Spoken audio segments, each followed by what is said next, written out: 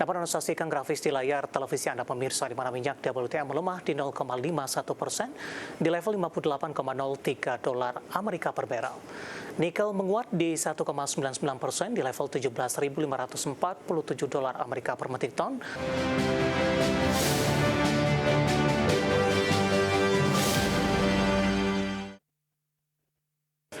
Keinformasi komoditas, harga minyak mentah melemah di tengah pertimbangan peningkatan produksi minyak Venezuela. Harga batu bara masih belum bisa bangkit di perdagangan awal 2026. Sementara harga emas rebound signifikan dan kembali diperdagangkan di atas 4.400-an per dolar Amerika. Harga minyak dunia melemah di Selasa pagi waktu Asia seiring pelaku pasar mempertimbangkan potensi peningkatan produksi minyak mentah Venezuela setelah Amerika menangkap Presiden Nicolas Maduro. Prospek tambahan pasokan ini memperkuat ekspektasi pasokan global yang melimpah di tengah permintaan yang masih lemah.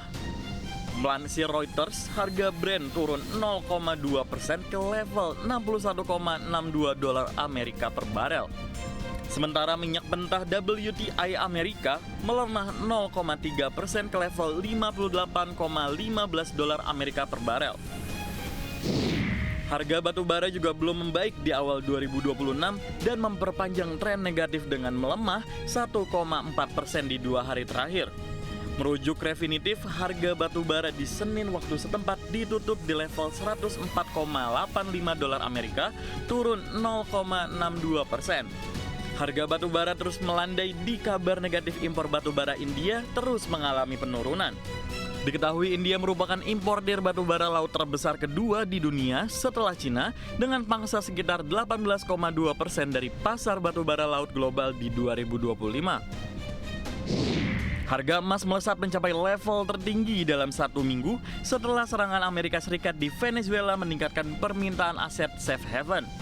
Di Senin, harga emas dunia naik 2,73% di level 4.448,19 dolar Amerika per troy ounce dan kembali ke level 4.400-an dolar Amerika. Dalam 4 hari sebelumnya, emas sempat berkutat di level 4.300-an dolar Amerika. Sementara di Selasa pagi waktu Asia, harga emas dunia di pasar spot melemah 0,16% di 4.440,97 dolar Amerika per troy ounce. Dari berbagai sumber untuk IDX Channel.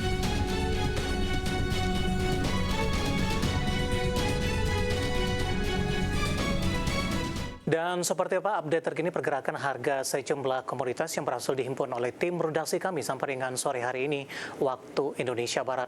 Dapat Anda saksikan grafis di layar televisi Anda pemirsa, di mana minyak WTI melemah di 0,51% di level 58,03 dolar Amerika per barel. Nikel menguat di 1,99% di level 17.547 dolar Amerika per metrik ton. Emas juga menguat di 0,64% di level 4.479 dolar Amerika per troy ounce. Sementara CPO kontrak Maret 2026 melemah di 0,26% di Rp4.034 Malaysia per tonnya. Dan seperti biasa mengawali perjumpaan pemirsa, saya akan coba sampaikan update pergerakan indeks harga saham gabungan di 30 menit jelang penutupan perdagangan di sesi kedua hari ini.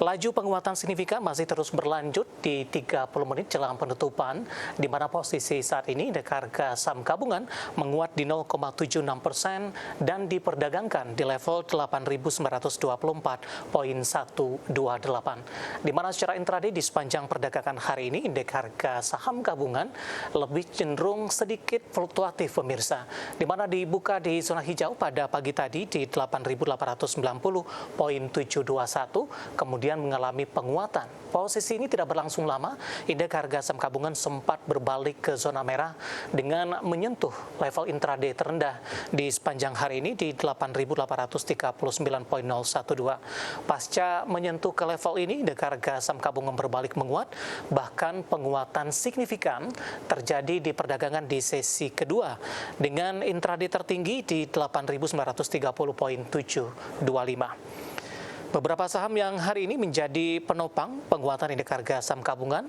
dari perbankan Big Cap BBCA. Tadi pun juga sempat kami sampaikan, hari ini dominan bergerak di zona hijau pemirsa, meskipun di 30 menit jelang penutupan penguatan lebih ke arah terbatas. Saat ini menguat di 0,62% dan masih bertahan di atas level 8.100-an. Kemudian juga penguatan ditopang oleh saham aman, hari ini melesat di 11,43% di 7.800. Aman intraday sempat menguat di atas 14%, intraday tertinggi tadi sempat disentuh di Rp8.100 per sahamnya. Saham-saham sektor energi, Ratu hari ini menguat di 8,42% di 10.625. Kemudian juga ada MDKA melesat di 9,68% di 2.760. Adaro Mineral melesat di 10,64% di 1.820. Kemudian saham Supa hari ini rebound signifikan di 15,64% di 1.030, di mana aksi beli yang dilakukan oleh induk usahanya.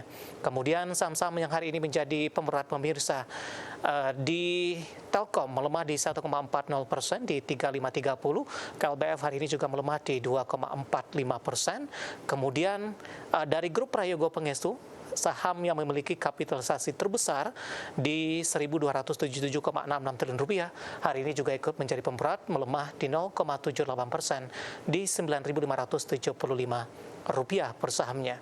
Update pergerakan di negara saham gabungan di 30 menit jelang penutupan perdagangan di sesi kedua hari ini, dan semoga bisa menjadi salah satu referensi untuk Anda.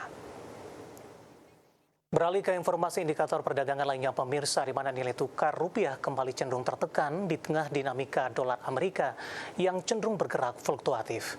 Dikutip dari data RT hingga Selasa siang tadi, rupiah melemah di 0,11% di level 16.749 per dolar Amerika, di mana sebelumnya rupiah dibuka menguat tipis di 0,03% di level 16.730 per dolar Amerika. Sementara indeks dolar Amerika di Selasa pagi tadi menguat tipis di 0,06% ke level 98,325. Indeks dolar Amerika cenderung fluktuatif setelah di Senin koreksi di 0,16% di 98,270. Pergerakan rupiah masih dipengaruhi dinamika dolar Amerika yang cenderung bergerak fluktuatif seiring kombinasi data ekonomi Amerika dan perkembangan dari sisi geopolitik.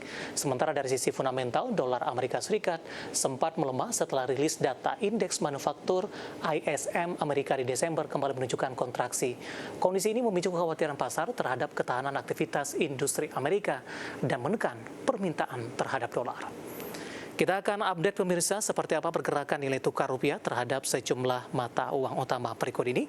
Dapat Anda saksikan grafis di layar televisi Anda.